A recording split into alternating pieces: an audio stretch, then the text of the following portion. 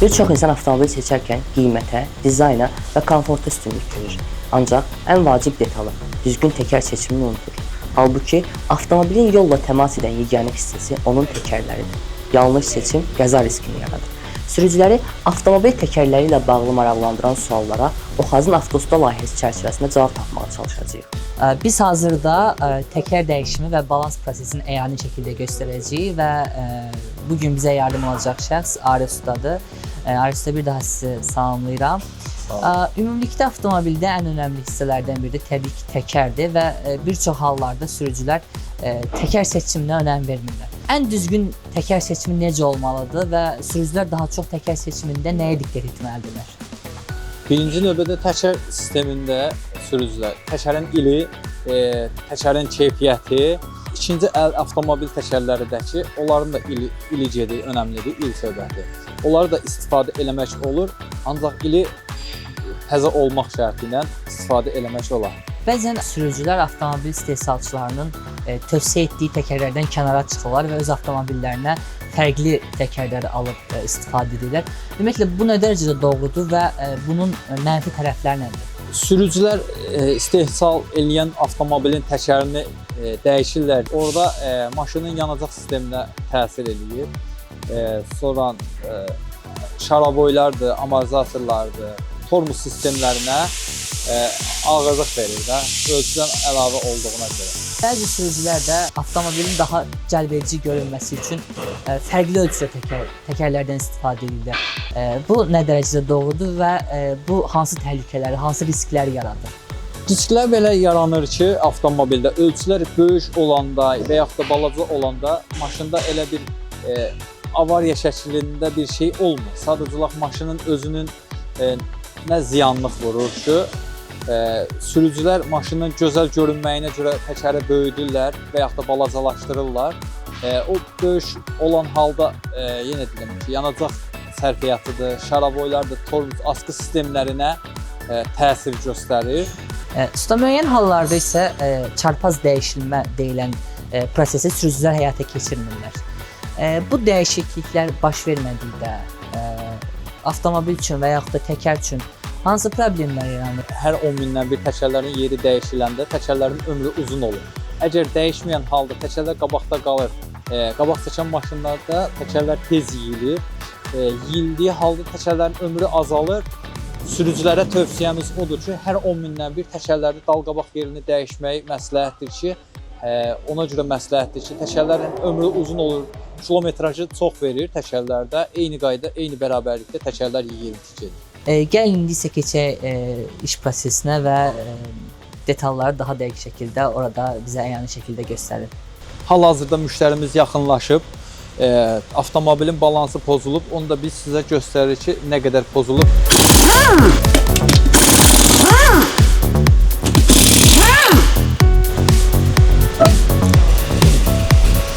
Hal-hazırda təkəri balansı aparatına qoyuruq, balansını yoxlayaq ki, nə qədər balansı pozulub təkərin.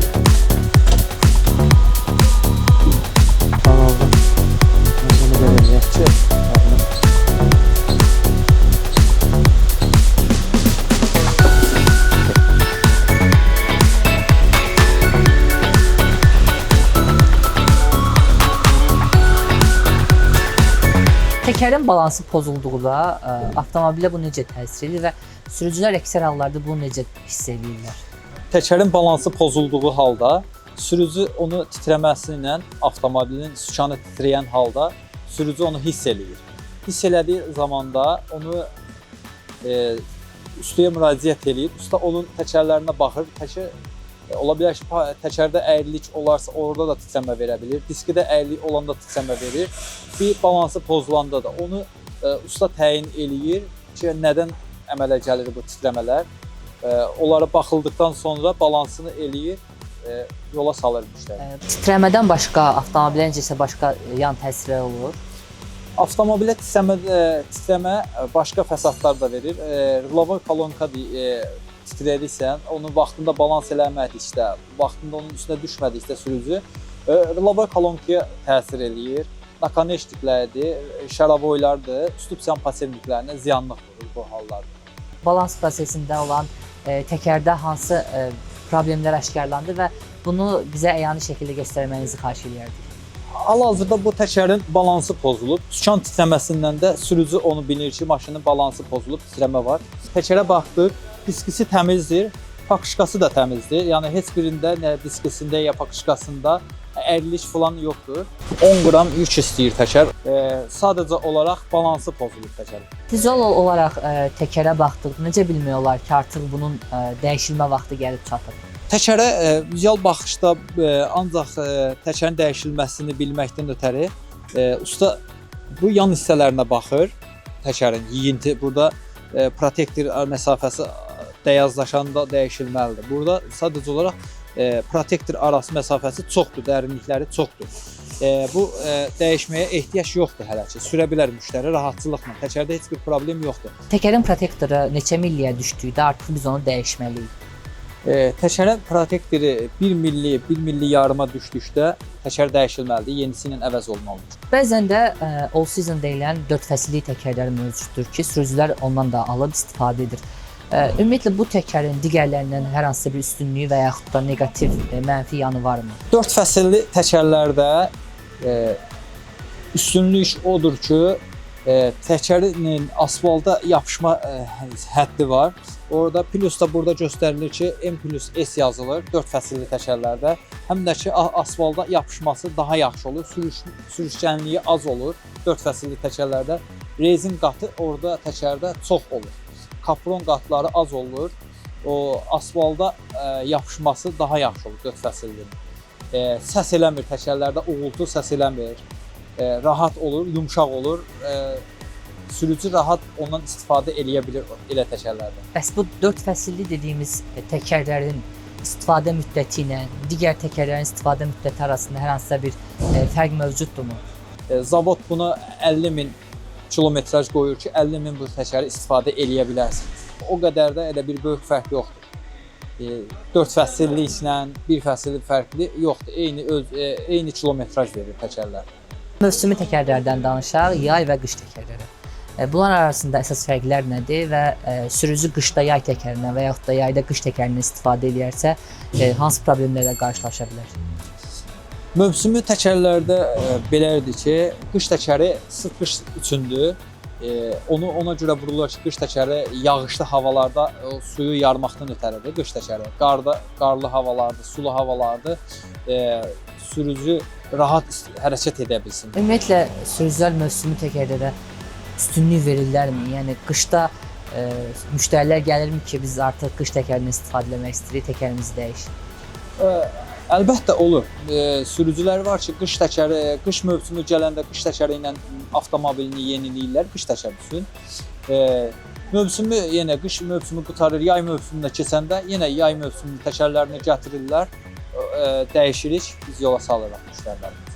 Bəzən sürücü təkərin vaxtı keçsə də, istifadə müddəti bitsə də ondan davamlı olaraq istifadə edir. Bu nə dərəcədə risklər yaradır? Təkərin istifadə müddəti bitdikdə o hər an, hər saniyəsi sürücü üçün təhlükəlidir. Onu çalışmalıdır ki, çox istifadə eləməsinlər elənçi təkərləri ki, hər an təkərdə partlayış ola bilər. Bir də ki, tövsiyəmiz odur ki, bütün ustalara ki, bu qaykaları təkəri bağlayanda bu qaykaları əllə bağlasalar daha yaxşı olar, rezbaları xarab olmasın. Bunu birbaşa pistoletlə sıxanda onu hiss eləmək olmur, rezba xarab olur. Bunu əllə aldısalar daha yaxşı olar.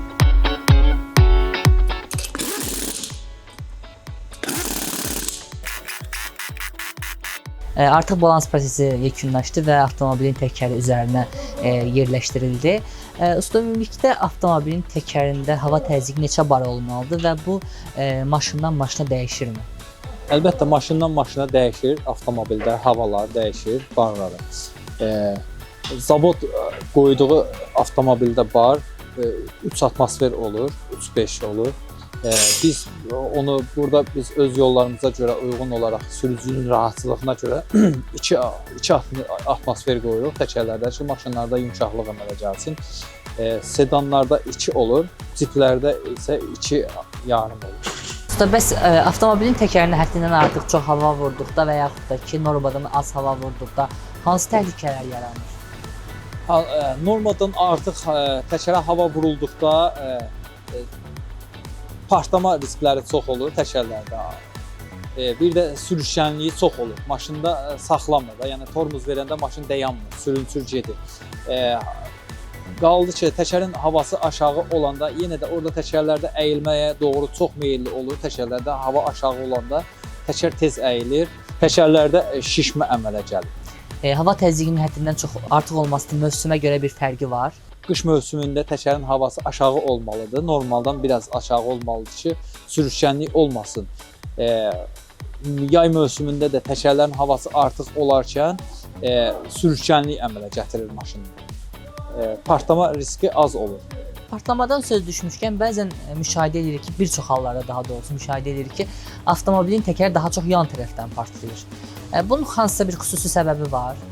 Yan tərəfdən partlaması təkərlərdə çox olur. O da sürücünün bardiyorlara yaxın sürdüyü halda o təkərlərdə partlama əmələ gəlir. Təzə təkər alarkən və ikinci əl təkər alarkən xüsusən hansı məqamlara diqqət etmək lazımdır? Təzə təkər alarkən birinci növbədə təkərin ilinə diqqət eləməlidirlər. İkinci növbədə də təkərlərin yan hissələrinə baxmalıdır müştəri ki, əyilməsi olanda o təkərlər yararsız olur, əyilir.